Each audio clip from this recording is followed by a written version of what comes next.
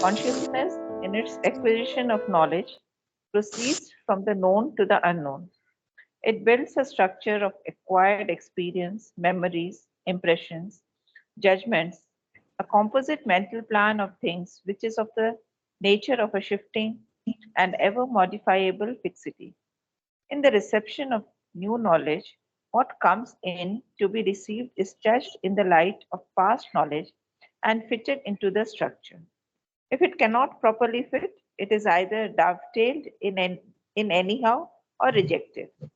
But the existing knowledge and its structures or standards may not be applicable to the new object or new field of knowledge. The fitting may be a misfitting, or the rejection may be an erroneous response. Thus, to mispresent and, and wrong interpretation of facts, there is added misapplication of knowledge, miscombination, misconstruction, misrepresentation, a complicated machinery of mental error. In all this enlightened obscurity of our mental paths, a secret intuition is at work, a truth urge that corrects or pushes the intelligence to correct what is erroneous, to labor towards the true picture of things and a true interpretive knowledge. But intuition itself is limited in the human mind by mental misprision of its intimations and is unable to act in its own right.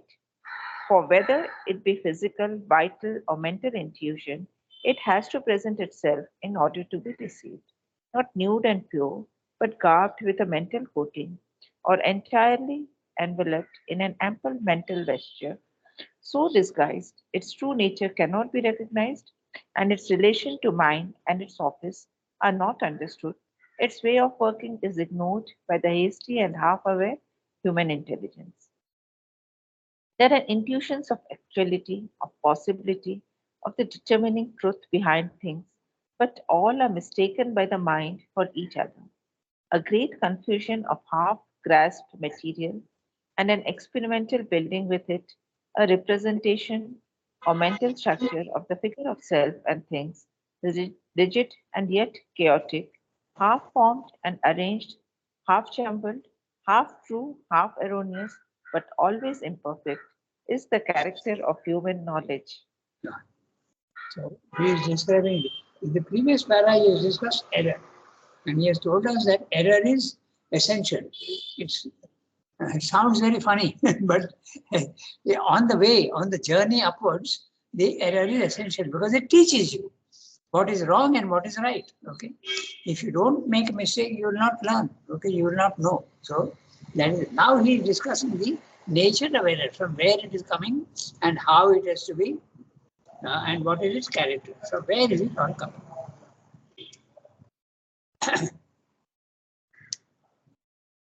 Consciousness, in its acquisition of knowledge, proceeds from the known to the unknown. This is very obvious. Okay? Whatever we know, the new knowledge that is coming in, we try normally to fit it into whatever our known knowledge is. Okay? So we try to fit it and see whether it fits our, but that's why they say, they use the word think out of the box. Okay? Thinking out of the box means something original which you have not thought of before. Okay? So, but normally we don't do that. We try to, the new information, we try to fit it into whatever we know already. So that's it. And that's a big problem because what you know already is very limited. So what is new and coming in, and you're trying to fit it into the old system, naturally there will be mistakes. Okay? So, consciousness in its acquisition of knowledge proceeds from the known to the unknown. It builds a structure of acquired experience, memories, impressions, judgments. So all these things are there in the past, and we try to fit the new knowledge coming in from outside into this structure. And the structure is made of experience, memories, impressions, and judgments. Judgments also are very much there already, what we have judged in the past. A composite mental plan of things, which is of the nature of a shifting and ever modifiable fixity. Now, note that. say those famous oxymorons. Modifiable fixity. Normally your nature is fixed and your thinking also is fixed. It goes along fixed lines, in grooves, okay, ready-made grooves. But that can change a little bit, because if you want to increase your knowledge, you have to naturally modify your fixity. So modifiable fixity. Contradiction. If it is fixed, you can't modify. But it is not 80% or 85% fixed, and maybe 10 to 15% is modifiable to accommodate new knowledge coming in. In the reception of new knowledge, what comes in to be received is judged in the light of past knowledge. There you are, and fitted into the structure. That's exactly what we are saying. And the structure is built from experiences, memories, impressions, and judgments. So each one has got his own structure, mental structure, and his judgment will be different, his impressions will be different, his memories will be different, even experiences will be different. So each one has got his own structure, mental structure, made of these four things. So simply saying, you try to fit in. Okay? In the reception of new knowledge, what comes in to be received is judged in the light of past knowledge fitted into the structure. If it cannot properly fit in, it is either dovetailed in anyhow, okay, so, or rejected. So now, if it doesn't agree with your whatever you know, it is rejected or dovetailed. Okay? Dovetailing is very interesting. It is forced in. It's forced in and try to fit into whatever. Dovetailing is a word used in carpentry. Okay, when you fix two things, okay, sometimes you make a groove and then fit that into this, okay. Cables and all that are usually made in that way. You cut a groove and put the other one into this one, like that, okay. Like a plug, okay. There is a, what they use the terms male and female parts, and then you fit it in. So that is dovetailing. So in other words, the new knowledge that is coming in, you sort of mold it, okay, meld it, or let it find a place its own harmoniously with the rest. Okay, that's what it's saying. Very interesting word, which is an image even. Okay, so, anyhow, and dovetailed anyhow, not perfectly at all, or rejected. But the existing knowledge and its structures are standards, or standard may not be applicable to the new object or the new field of knowledge. Exactly. So suppose you have got a structure which is of a square type. The new knowledge coming in is a circle. So how will you fit the circle into the square? Or on the other hand, your mental structure may be circular and the new knowledge coming in will be a square. You will not be able to fit. I'm using these terms because very normally this is the image used. Okay, you are trying to fit a square into a circle. It will not fit. Okay, so that's what Siddhi is saying. The existing knowledge and structure of standard may not be applicable to the new object or new field of knowledge. The fitting may be a misfitting. Okay, here use the word dovetailed in anyhow. So the dovetailing anyhow is a misfitting. Okay, or the rejection may be an erroneous response. You are rejecting a truth which may really be a truth, but you think it is not a truth and you reject it. It may be a mistake to reject it. To misprision, here he is using it as a verb, misprision. And yesterday we discussed it, now. You have to pronounce it as like a Z, okay? Not misprison. Prison, there is no SI. So when the SI is there, there is no logic in English, but anyway, you have to pronounce it this way. Misprision. Okay? And wrong interpretation of facts. There is added misapplication of knowledge, miscombination, misconstruction, misrepresentation, a complicated machinery of mental error. So, misapplication of knowledge, we know. Okay, we apply things which are not correct at all. Okay, the famous example of the Mahout and the elephant and the Sadhak, who was told that everything is Brahman Okay, so that knowledge of everything is Brahman is misapplying. Okay, and he gets injured by the elephant. That story. So misapplication of knowledge. Okay, then miscombination. There may be two things, and you are combining them in a wrong way. Okay? When we make an image, and when we make what is called a metaphor, usually there is a correct combination. Okay, but sometimes we may use the wrong image for the thing that is to be explained. Misconstruction. The new knowledge coming in also, you add something to it. Construction. And misrepresentation. You don't understand it in the right way. You misrepresent it. So all this is a complicated machinery of mental error. He is discussing error. Remember, error is necessary, and when error is necessary, naturally there will be wrong consciousness and wrong action. That's what he is going into great detail to explain the mechanism. In all this enlightened obscurity of our mental parts. Now again, Surendra is indulging in his oxymorons. Enlightened obscurity. The ignorance is there, but it's not full ignorance. It is getting slowly enlightened. So, in all this enlightened obscurity of our mental parts, a secret intuition is at work. The real thing is there behind, trying to push itself into the darkness. The real intuition is the light, and the light is trying to come into our darkness, but it's getting swallowed up. Okay? Is at work. A truth urge that corrects or pushes the intelligence to correct what is erroneous. Okay? At some point or other, we all realize that, oh, my impression was wrong. My thinking was wrong. Now I have understood. Okay? That is it. When one is very sincere, it becomes even more obvious that you have understood. And sometimes we admit very frankly that I have not understood, I don't know. Okay? When you have not been able to fit the new knowledge into the old structure. In all this enlightened obscurity of our mental parts, a secret intuition is at work, a truth urge, okay, that is pushing you towards the truth, that corrects or pushes the intelligence to correct what is erroneous, okay, to labor towards a true picture of things and a true interpretative knowledge. Interpretative, that which interprets. Knowledge has to be also interpreted. Each one interprets in his own way, to himself, his own consciousness. But intuition itself is limited in the human mind by mental misprision of its intimations and is unable to act in its own right. This also we have seen.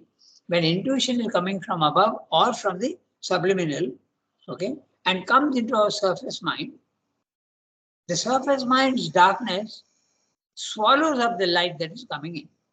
That's what Shraddha is saying, okay? In all this enlightened obscurity, but intuition itself is limited in the human mind by mental misvision of its intimation. The intimation is coming from subliminal or from the intuitive plane of consciousness, horizontally or vertically, and is unable to act in its own right. Intuition cannot be effective in the mental being when it is unenlightened, when it is dark. For whether it be physical, vital, or mental intuition, it has to present itself in order to be received. Not nude and pure. Not nude and pure? No. Nude and pure, very interesting. Just 1 minute, I'm getting a phone call.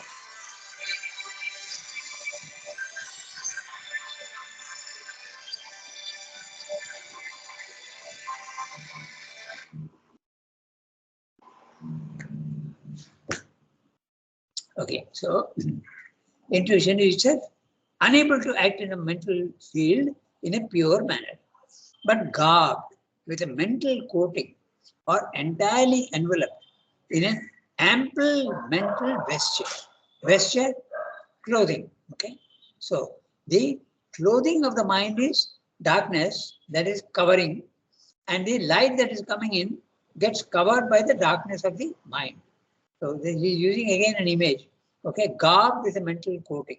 The mental coating is the darkness, and the one coming in is the light. Okay, so the light is not pure. When it is received, not pure and but garbed with a mental coating, are entirely enveloped in an ample mental vesture. So it becomes mental. The intuition becomes mental. That's what it's saying. Then they described that very clearly in the earlier paragraphs. So disguised in this manner, its true nature cannot be recognized, and its relation to mind and its office, okay, office used in the sense of functioning, okay, and its relation to mind and its functioning are not understood. Its way of working is ignored by the hasty and half-aware human intelligence. There are intuitions of actuality, of possibility, and of determining truth behind things, but all are mistaken by mind for each other. So there is intuitions of actuality. The truth is given to you. Okay, what is actual? Okay. Or what could happen? Actually, when the psychic consciousness comes forward, there are intuitions and images, okay, and visions that will tell you the actual condition of your consciousness. They help you, or they also tell you what is likely to happen, or possibility. Actuality is the present, possibility is the future. Okay? Of the determining truth behind things. What is the real truth behind things? It comes through either in the present or in the future. But all are mistaken by the mind for each other. Sometimes what is to happen, you may think it is the actual condition now, or what is the actual condition now, you may think that it will come later on. So all these type of things get mixed up. All are mistaken by the mind for each other. A great confusion of half-grasped material. Okay, so, I want to dwell a little longer on this actuality and possibility. Okay? When the consciousness is awakened, there are intimations and visions that come. Okay? And the vision may be telling you what your actual condition is, or it may be tell you that what is going to happen. Okay? So, but then you get mixed up between the two. Okay? What will happen in the past, in the future, is often shown as an image. Okay, suppose you have a vision. You have a vision of getting light, experience of light, for instance. Okay, but it's in the future. It's going to come. But you make a mistake and you think that it is going to come very shortly. This is what's a great confusion. A great confusion of half-grasped material and an experimental building with it, a representation or mental structure of the figure of self and things, rigid and yet chaotic, half formed and arranged, half jumbled, half true, half erroneous, but always imperfect, is the character of human knowledge. All human knowledge is imperfect, but still it is utilizable. For instance, science, okay, all the knowledge that science has got, they are putting into great use, huh? But it is still only half knowledge. That's the thing. So now we continue the discussion about the error. So next paragraph, error by itself, however, would not amount to falsehood. So one more has to read. Archana has read. So Shilpa, yesterday you didn't read. Would you like to read? Yes, I. Okay, go ahead. Error by itself. Yes. Error by itself, however, would not amount to falsehood. It would only be an imperfection of truth, a trying and essay of possibilities. For when we do not know, untried and uncertain possibilities have to be admitted, and even if as a result an imperfect and inapt structure of thought is built, Yet it may justify itself by opening to fresh knowledge in unexpected directions and either its dissolution and rebuilding or the discovery of some truth.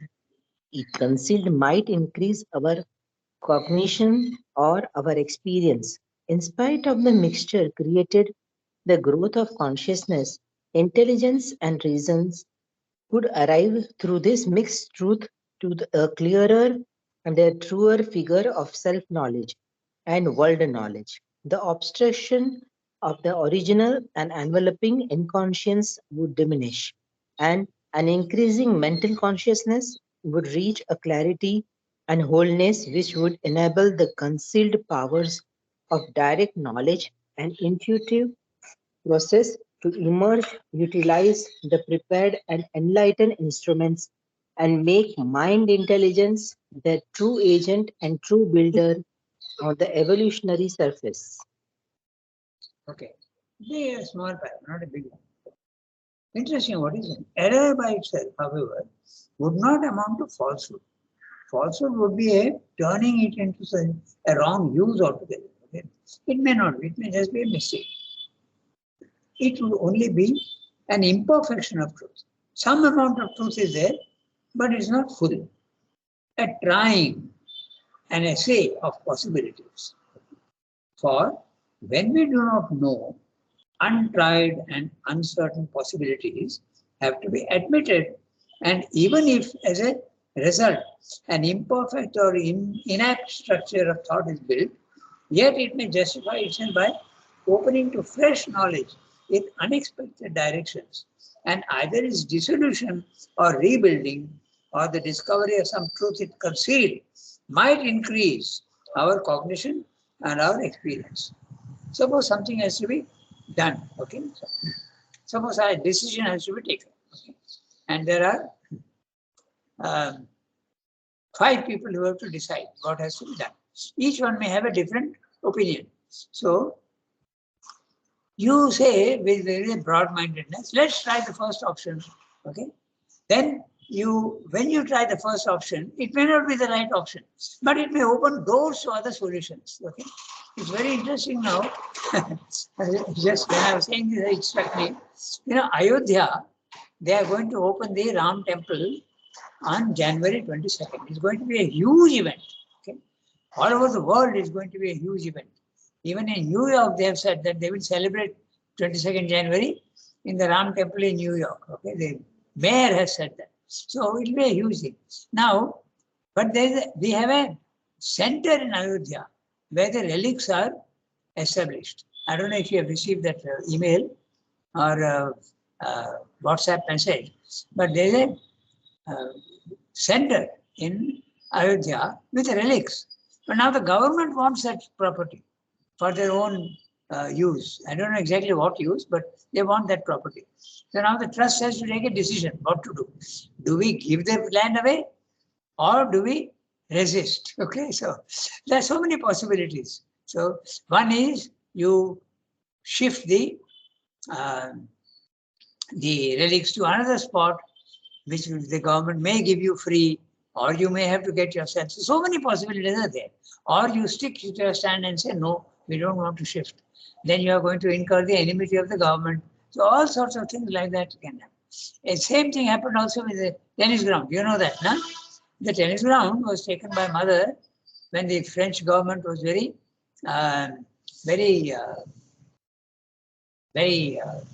friendly with us, okay, with the ashram. And it was taken on a 30-year lease. Okay. When that lease expired, the government wanted that back. Okay. And there was a lot of negotiation between the ashram and the government. Finally, they agreed and some other place was given and the tennis ground continued to remain with us. It has now become our property. It's not on lease anymore. It's ashram property. So like that, this decision has to be taken. So what Sindhu is saying, when several possibilities are there, if you go along one particular line, it may open up a totally new area, which will give you a new knowledge. This is exactly what happened with penicillin. Okay, that Fleming, he was actually experimenting something else and he stumbled upon this penicillin. So he discovered something new. So this is possible. That's what Swami is saying. It may justify itself by opening to fresh knowledge in unexpected directions. Okay, so also another example one can give, when you are purifying crude oil, okay, you get petrol or you get diesel or whatever, but there is a side effect also. That's what comes out, lubricants. Okay. So some new thing also comes out of a process which you are trying to do. So in unexpected ways, something, all these things can happen. Okay. Even a mistake can open up the an area to a new knowledge. That's what Siddharth said. Okay. So to fresh knowledge in unexpected directions, and either its dissolution and rebuilding or the discovery of some truth it concealed might increase our cognition or our experience. It will increase our knowledge. In spite of the mixture created, the growth of consciousness, intelligence, and reason could arrive through this mixed truth to a clearer and truer figure of self-knowledge and world knowledge. Self-knowledge, yogic knowledge which you get through self-discipline, and world knowledge is through science. Okay, so very interesting. Now he is justifying even the error that is there. Even error can give you new knowledge. So it's not as bad as all that. Okay. First of all, error guides you to the truth.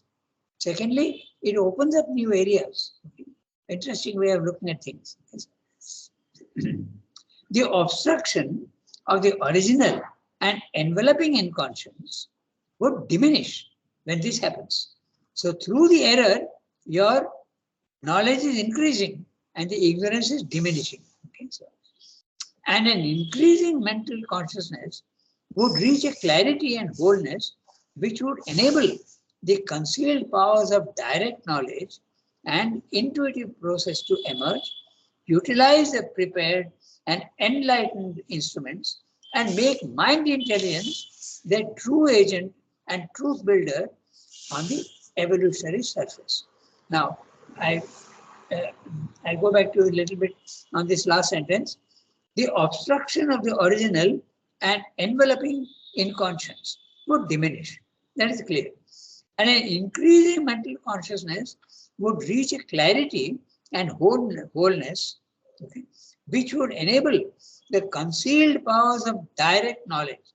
Remember, direct knowledge is not through the senses. So, the concealed power of direct knowledge, he is talking of the second type of knowledge, where you don't use your senses and your consciousness contacts the consciousness of the object, and then there's a spark of knowledge. Okay.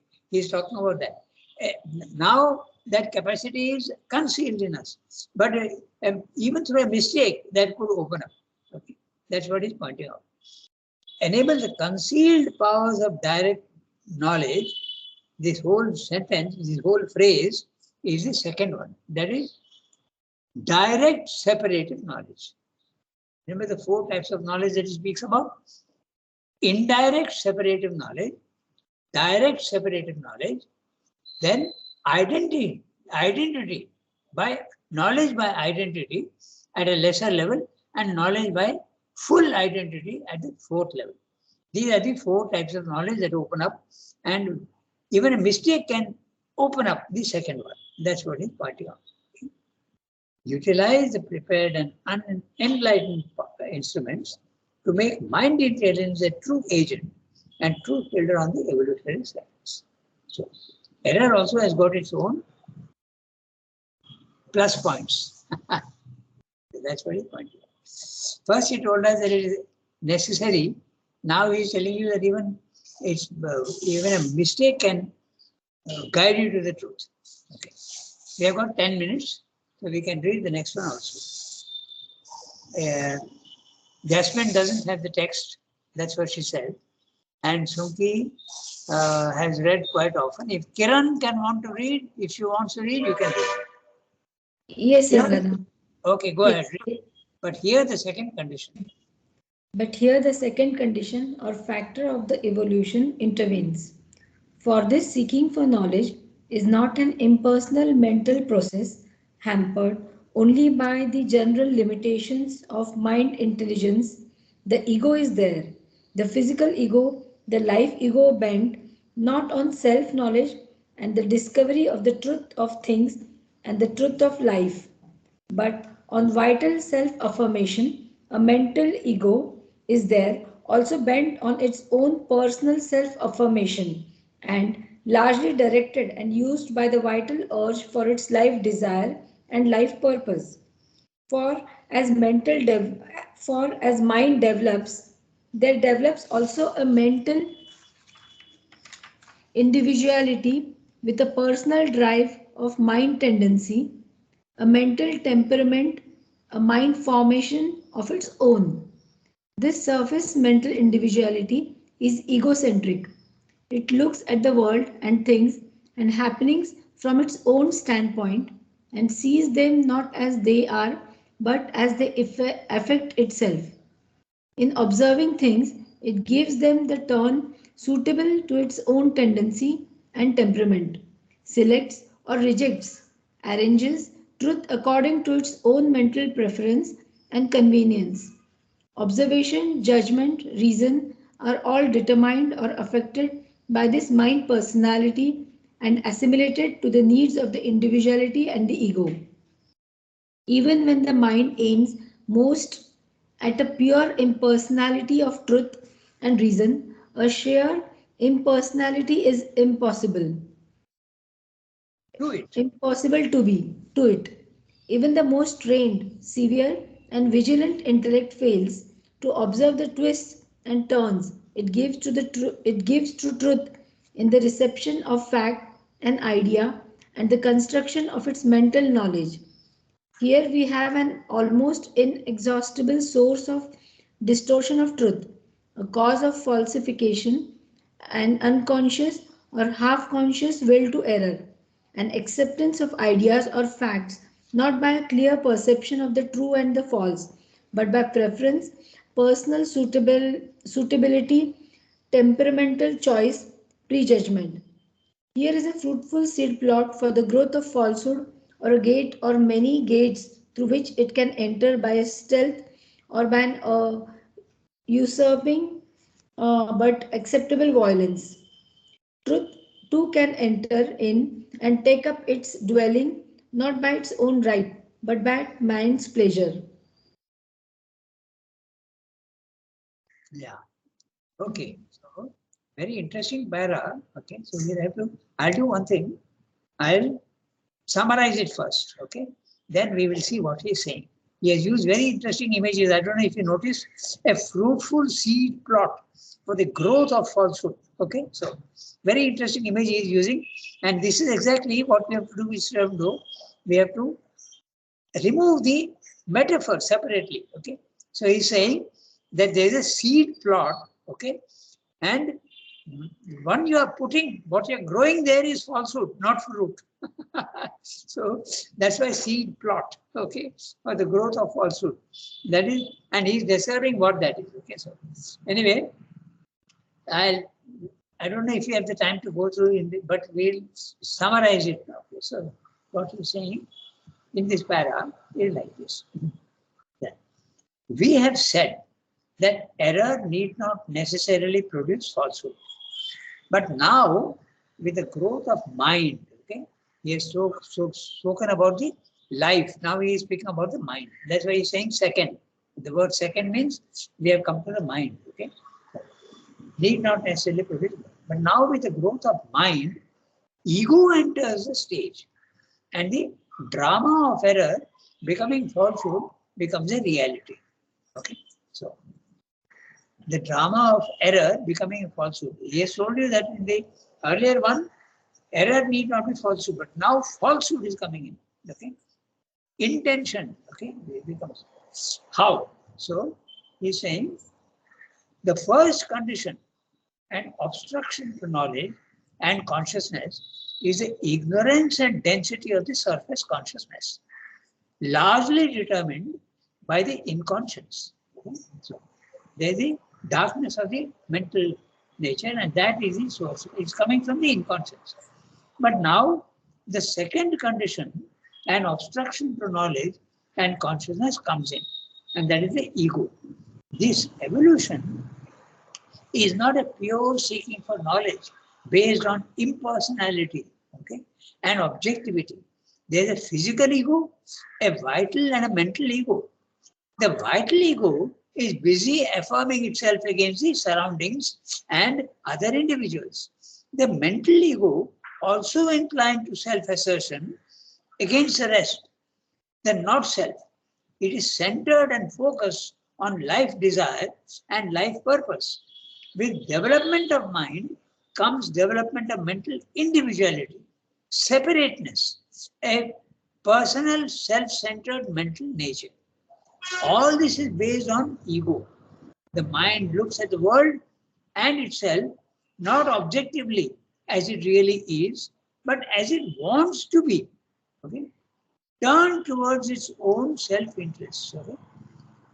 All its mental faculties, judgment, observation, reason, are all turned, put to use to cater to the one need of our ego, self-assertion. The mind is not of pure objective impersonality. That character is not there. Okay? That is possible only at the higher mind level of silence. Okay? So now enters falsehood, because every possible experience is bent and twisted and warped to suit its own desires, preferences, viewpoints. The gate to falsehood is wide open. When the ego comes in, falsehood comes in. Truth can come in, but only with the permission and approval of the mental ego. So that's what he's saying in the para. Very interesting. In the lower, error need not be false. But here, falsity means actually going away from the truth. Okay, that's the ego. That which makes you feel the. That's why even when animals are using their intuition, they do it naturally very correctly. But sometimes even when their intuition fails, it is not falsehood. It's only an error. Okay? As we were discussing the other day, when they're trying to build a nest, birds are trying to build a nest, they are not able to do it in the right way. It's an error. But that's not falsehood. Falsehood would be if you want to do the opposite of what you want to do. Okay? You do the opposite of what you want to do. That would be falsehood. So we'll stop here today because 8:39. We can redo this para next time. Okay? Because there are some very interesting language issues also. As I showed you, there is that image of the seed plot. So then we'll discuss that. It's very interesting. It's not really directly related to philosophy or the point of view, but language. And it's interesting. We'll see how Srimati uses these images. Okay? Something, yeah, you have to note down. We have to redo, but here the second condition or factor of the evolution. Yes, I'll make a note. Yeah. Okay. All right. Come on. Thank you. Thank you, Rangana. Thank you. Have a nice day. Rangana.